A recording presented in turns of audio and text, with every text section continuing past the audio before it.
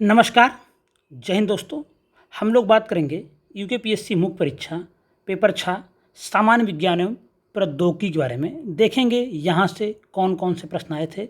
General science and technology यह परीक्षा हुई थी फरवरी 2023 में। आज इससे पहले 5 पेपर अपलोड कर दिए गए हैं। आज यह छठा पेपर है। 7 पेपर तो कुल मिला के हुए थे मुख्य परीक्षा में, तो 7 के 7 अपलोड कर दिए जा रहे हैं।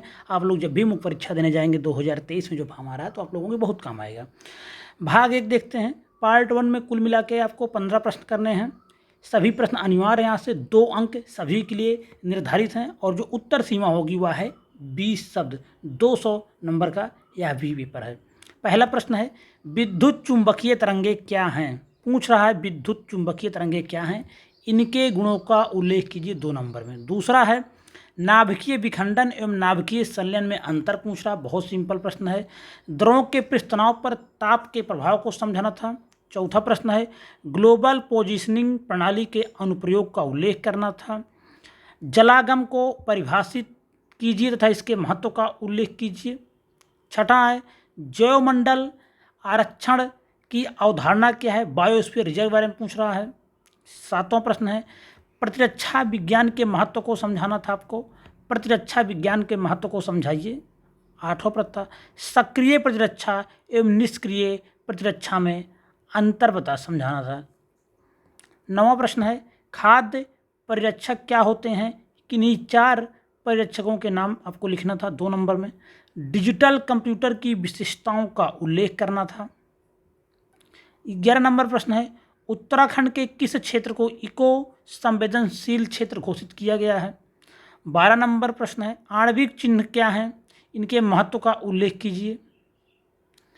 13 नंबर प्रश्न है, बहिस्रावी एवं अंतःस्रावी ग्रंथियों में मुख्य अंतर बताना था। 14 नंबर प्रश्न है, ईमेल एक रियल टाइम संचार प्रणाली नहीं है, इस कथन की समालोचना करना था। ट्रिप्स समझौते का मूल सिद्धांत क्या था, उसके बारे में आपको बताना था। उसके बाद भाग 2 है। यहाँ से भी आपको 10 प्रश्न करने हैं और प्रत्येक प्रश्न अनिवार्य है। एक प्रश्न के लिए 5 अंक निर्धारित किया गया है। जो उत्तर सीमा होगी 50 शब्दों में, यहाँ से आपको 50 मार्क्स के प्रश्न करने हैं। 16 नंबर प्रश्न है, सेंट्रोमियर की स्थिति के अनुसार गुणसूत्रों का वर्गीकरण कीजिए। महागुणसूत्र पर संक्षिप्त टिप्पणी लिखिए। ठीक है। 17 नंबर प्रश्न है, यहाँ मधुमक्खियों में होने वाली किन्हीं 4 बीमारियों तथा उनके लक्षणों की व्याख्या कीजिए। 18 नंबर प्रश्न है, 18 नंबर प्रश्न यहाँ पे है, वहाँ कहाँ से लग गया। 18 नंबर प्रश्न है कि वोलेटाइल मेमोरी तथा नॉन वोलेटाइल मेमोरी में अंतर क्या होता बताना था। वोलेटाइल मेमोरी तथा नॉन वोलेटाइल मेमोरी में क्या अंतर होता है यह बताना था। 19 नंबर प्रश्न है, उत्तराखंड राज्य आपदा प्रतिक्रिया बल SDRF की स्थापना कब की गई थी। राज्य आपदा प्रतिक्रिया बल के लिए जिम्मेदार कौन है, इसके बारे में बताना था। 19 नंबर प्रश्न है। 20 नंबर प्रश्न है, हिमालय क्षेत्र में भूस्खलन एवं हिमस्खलन के प्रमुख कारण क्या हैं, उल्लेख करना था।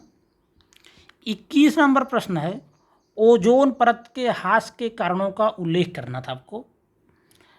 उसके बाद 22 नंबर प्रश्न है, उत्तराखंड में मछलियों की संवर्धन योग्य प्रजातियों का विवरण दीजिए। आप देखेंगे तो अगर उत्तराखंड में पिथौरागढ़ में चले जाएंगे तो, या फिर उधम सिंह नगर में चले जाएंगे, नैनीताल में जाएंगे, तो यहाँ कुल मछलियों का बहुत व्यापक मात्रा में आजकल सरकार जोर दे रही है। तो इनका प्रोडक्शन किया जा रहा है, इनके नए नए बीज आ रहे हैं, तो नई नई इनकी स्पीसीज आ रही हैं। तो इस कई जिलों में आपको खासकर कुमाऊं हिमालय में बड़े ज़्यादा व्यापक स्तर पे आप मछलियों का संवर्धन हो रहा है। तो आप वहाँ से इसको अगर जो उधर के होंगे तो बहुत आसानी से करती होंगे।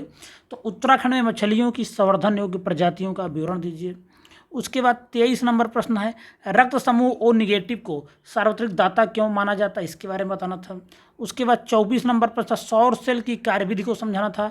25 नंबर प्रश्न है, कंप्यूटर प्रणाली में डेटा प्रोसेसिंग के जो चरण होते हैं उनकी व्याख्या करना था आपको। सब 50 शब्दों में आपको लिखना है मात्र। अति लघुत्तरीय टाइप के प्रश्न हैं और इन सभी के लिए 5 अंक निर्धारित हैं। उसके बाद भाग 3 आ जाता है आपका। यहाँ से आपको कुल 7 प्रश्न दिए रहेंगे। 5 प्रश्नों का उत्तर देना है। प्रत्येक प्रश्न के लिए 8 अंक हैं और जो शब्द सीमा होगी वह 125 शब्द होगी। और यहाँ से आपको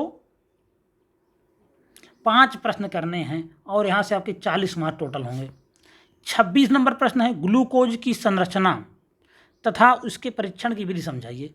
27 नंबर प्रश्न है राष्ट्रीय वायु गुणवत्ता नियंत्रण कार्यक्रम के उद्देश्य। 28 नंबर प्रश्न है जैव उर्वरकों के प्रकार एवं लाभों का संक्षिप्त विवरण दीजिए।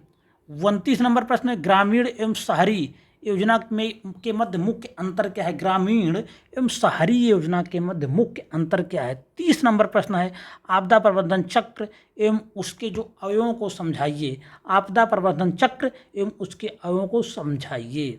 31 नंबर प्रश्न है नैनो टेक्नोलॉजी का कृषि एवं पशुपालन के क्षेत्र में अनुप्रयोग का वर्णन कीजिए। और 32 नंबर प्रश्न है आनुवांशिक अभियांत्रिकी से आप क्या समझते हैं। इनके अनुप्रयोग बहुत जगह हैं, आप सब देख ही रहे हैं, इनके अनुप्रयोगों का उल्लेख करना था। अब आ जाता है भाग 4। यहाँ भी आपको 7 प्रश्न दिया है, 5 प्रश्नों का उत्तर देना है। प्रत्येक के लिए 16 अंक निर्धारित है और उत्तर सीमा जो होगी 250 शब्द। यहाँ से कुल मिला के 80 नंबर के प्रश्न आपको करने हैं। 33 नंबर प्रश्न है बौद्धिक संपदा अधिकार से आप क्या समझते हैं। जैव प्रौद्योगिकी में यह क्यों महत्वपूर्ण है। उसके बाद 34 नंबर प्रश्न है वन संरक्षण अधिनियम 1980 की मुख्य विशेषताओं के बारे में आपको बताना था। वन संरक्षण अधिनियम 1980 की मुख्य विशेषताओं के बारे में बताना था। 35 नंबर प्रश्न है अंतरिक्ष विज्ञान तथा प्रौद्योगिकी के क्षेत्र में भारत की उपलब्धियों का वर्णन करना था। 36 नंबर प्रश्न है जल शोधन की विभिन्न विधियों का वर्णन करना था। 37 नंबर प्रश्न है एन टाइप तथा पी टाइप के अर्धचालक क्या होते हैं, इनका निर्माण कैसे किया जाता है, इनके उपयोगों की चर्चा कीजिए। एन टाइप व पी टाइप के अर्धचालक क्या होते हैं, इनका निर्माण कैसे होता है, इनके उपयोगों का चर्चा करना था। 38 नंबर प्रश्न है बायोमेट्रिक पहचान और प्रमाणीकरण से आप क्या समझते हैं। विभिन्न प्रकार की बायोमेट्रिक सुरक्षा को संक्षेप में समझाइए और बायोमेट्रिक सुरक्षा प्रणाली के अनुप्रयोग को सूचीबद्ध कीजिए। तो बहुत जगह बायोमेट्रिक का प्रयोग हो रहा है। 39 नंबर प्रश्न है नायलॉन 6 तथा नायलॉन 6 के संश्लेषण को समझाइए तथा इनकी उपयोगिताओं का उल्लेख कीजिए। और उसके बाद इसी में बी है पार्ट है ई कॉमर्स को बढ़ावा देने के लिए मल्टीमीडिया का उपयोग कैसे किया जाता है, इसका व्याख्या कीजिए।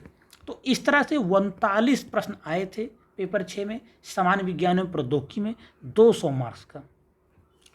तो इसका अगर आपको पीडीएफ चाहिए तो आपको टेलीग्राम पे सर्च करना है @TechIAS, वहाँ पे आपको पीडीएफ मिल जाएगा।